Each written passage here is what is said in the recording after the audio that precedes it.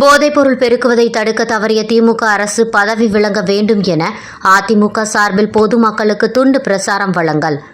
அரியலூர் மாவட்டம் அதிமுக சார்பில் தமிழகத்தில் பெருகி வரும் போதைப் பழக்கம் மற்றும் போதைப்பொருள் விற்பனையை தடுக்க தவறிய திமுக அரசு பற்றி பொதுமக்களுக்கு விழிப்புணர்வு ஏற்படுத்தும் வகையில் துண்டு பிரசுரம் வழங்கும் நிகழ்ச்சி அண்ணா சிலையில் தொடங்கியது. அதிமுக மாவட்ட செயலாளரும் முன்னாள் அரசு தலைமை கொறாடாவுமான ராஜேந்திரன் துண்டு பிரசாரங்களை பொதுமக்கள், மாணவர்கள், வியாபாரிகள் என அனைத்து தரப்பு மக்களிடமும் வழங்கி திமுக அரசின் மக்கள் விரோத செயல்பாடு குறித்து எடுத்துக் கூறினார். அப்பொழுது தமிழகத்தில் கள்ளச்சாராயம் விற்பனை தொடர்ந்து நடைபெற்று வருவதால் பலர் உயிரிழந்து வருகின்றனர். மேலும் போதைப்பொருள் பழக்கம் இளைஞர்களிடையே மிகவும் அதிகரித்து வருகிறது.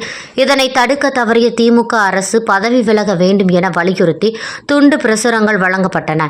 இதில் அதிமுக நிர்வாகிகள் ஏராளமானோர் கலந்து கொண்டனர்.